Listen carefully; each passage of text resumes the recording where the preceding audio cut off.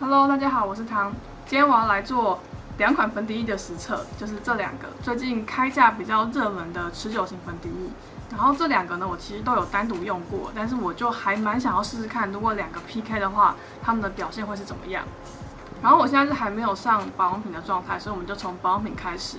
再来呢，你如果看到头发一直在飞，是因为我这边有电风扇在这边。首先我要用一个保湿的喷雾。再来我要用 CT 的魔术霜，这一款我觉得还蛮好用的，它保湿度还蛮高的，然后也不会太油腻，所以我的妆前保养跟妆前保湿的部分就是都用这一罐就够了，就是有点保养跟妆前合为一，大概这个用量就足够了。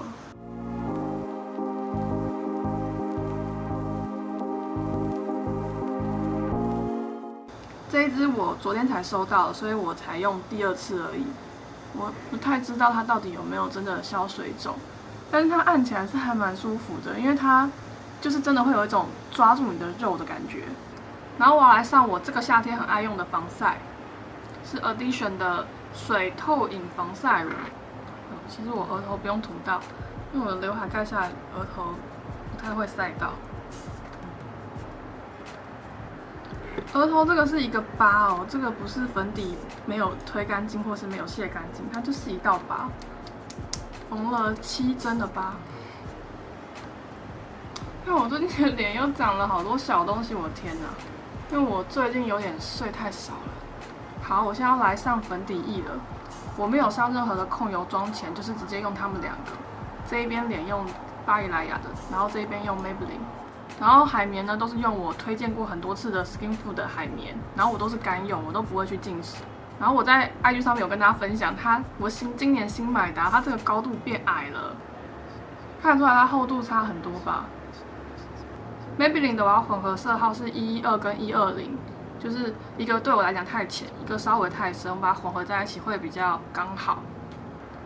他们两罐都是说无油的，所以如果是油性肌肤的人，应该是这两罐都会对你很适合。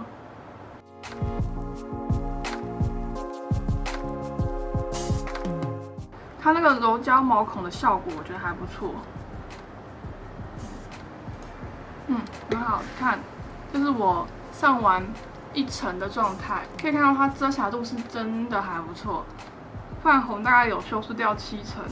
然后比较严重、比较红的痘痘啊，这些痘疤，大概也是修饰掉7成啊，就是还要再叠第2层，应该会更好一点。然后我这边上完1层之后，它还是会有一点点光泽，是因为我前面的妆前跟防晒都是比较保湿的。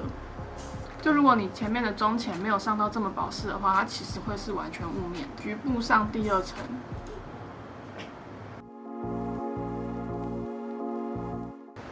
可以看到叠第2层之后，它的遮瑕度整个又上来，大概到9成了吧。Maybelline 这一款的遮瑕度真的很好，就是如果你是真的很需要高遮瑕人的话，你可以就是选择这一款。遮瑕度来讲，我是觉得比巴黎莱雅的更厉害。叠第2层之后，我觉得我的脸要歪掉了，是不是差异很大？我这边脸的呢，我要用 L'Oreal 的，然后这个色号是102，对我来讲稍微有一点点偏深。但我觉得偏深其实没有关系，但主要是它的色调，我觉得比起 Maybelline 的，它的颜色感觉是在更偏粉，然后更有一点灰感，所以用起来看起来会肤色稍微比较就不太一样。等一下我上一下两边，我不知道会不会差很大，这样我今天会不会很奇怪啊？如果两边颜色差很多就算了，就是管它的，就上吧。两罐其实我觉得都很好推哦，就是我这样用海绵干上这样拍的，都推的蛮均匀的。可以看出哇，两边颜色差很多哎。我今天这样真的可以吗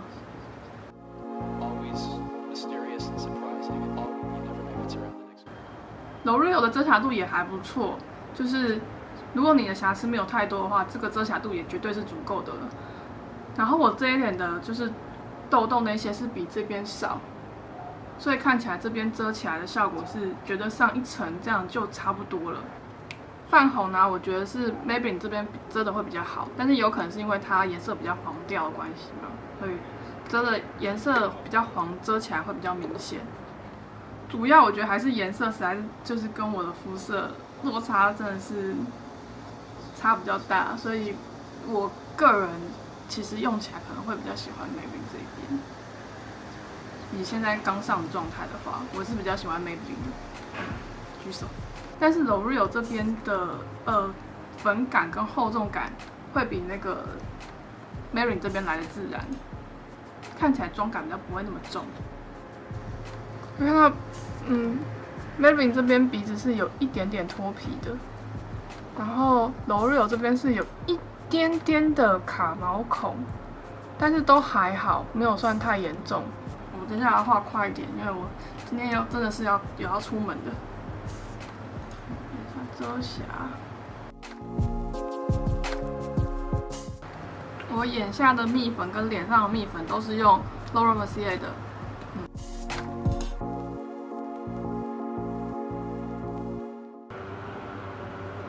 我的刘海又太长了，我真的很难留超过眉毛。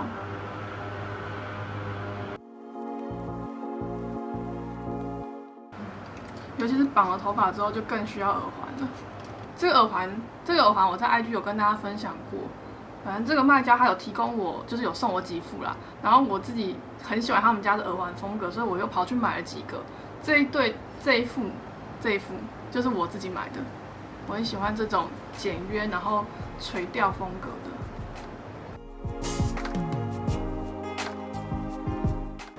然后今天的眼妆呢也会非常的简单，就是今天可能是一个懒人路线，用这种我打鼻影的这种修容色，我要把它画在我的双眼折痕的位置，从眼皮的中央到后半部稍微往后延伸一点点。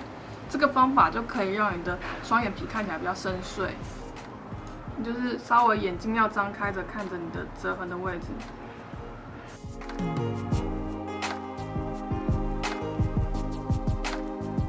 我眼影就这样非常简单的画完，然后我要用我最近收到我觉得非常可爱的植村秀的水彩眼线笔，眼线一笔，然后它有出很多个颜色。然后我今天的隐形眼镜是蒂康的光亮瞬间，我要先用橘色画在眼睛的前1/3，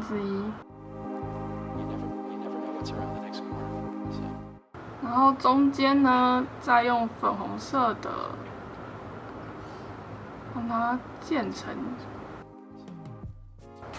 然后眼尾最后用这个紫红色。我觉得这眼线胶笔改版之后有变得比较硬不知道是不是我的错觉。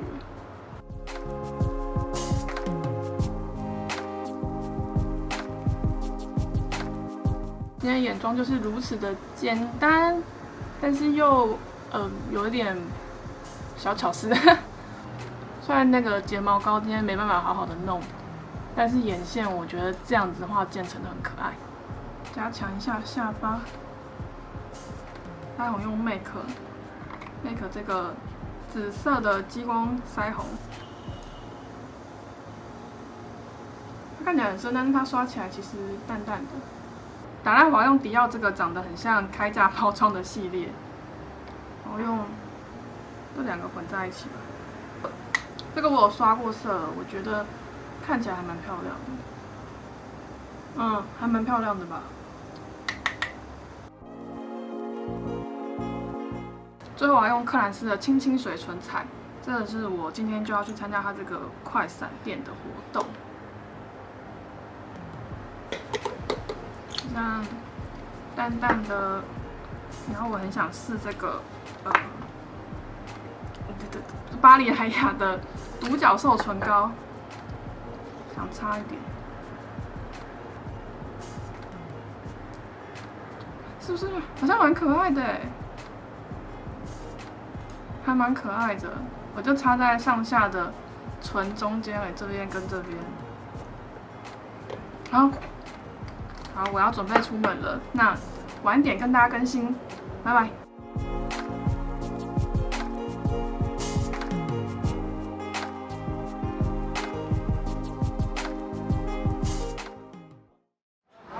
看我出油的很严重，两边都一样很出油。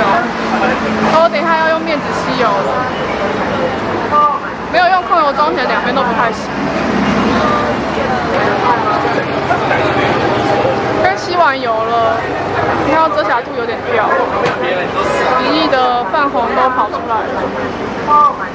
冰火菠萝，2号菠萝，选不出来的陈小姐，谢谢您的滑蛋虾仁，谢谢。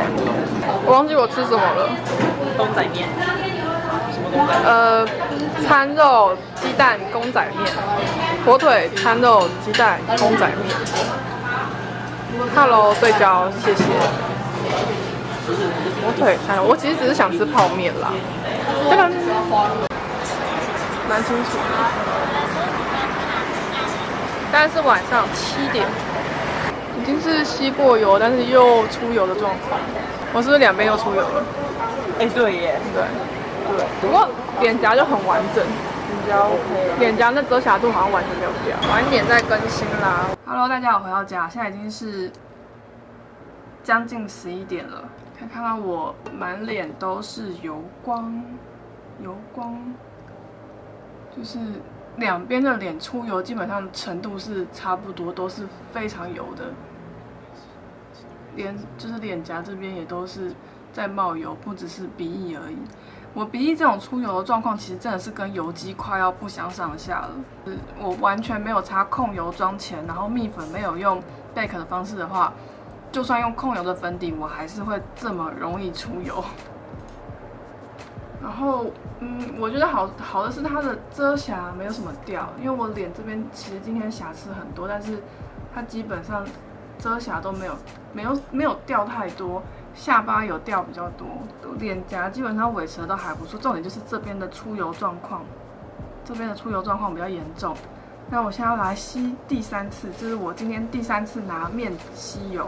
其实出油我是觉得还好，只要吸油了之后，它的底妆看起来还是平顺的，不要太斑驳的话，基本上我就觉得这款粉底液还行。出油对我来讲算是蛮常见的情况。我是连在那种零下8度那种温度，我的鼻子都可以冒油的人。鼻翼的泛红两边都掉蛮多的，就是泛红部分就是已经有点遮不太住了。然后毛孔的部分呢，我觉得毛孔其实也差不多都有掉，就是没有刚上完的时候那么的修饰毛孔，大概有掉一半。但是还好是没有说就是粉体整个卡在毛孔里面，然后变白芝麻，两边都没有这个状况。然后下巴也是遮瑕度就掉了。然后我觉得比较明显不一样是，就是皮肤上面会有一些很细的纹理。然后我觉得 Maybelline 这边到晚上那个皮肤上的纹理是比较明显的，比那个 L'Oreal 这边。对我来讲，两边其实都没有太暗沉。就是我今天出门有问一下我朋友说，他有没有觉得我两边脸的色差很严重？他说其实看不太出来。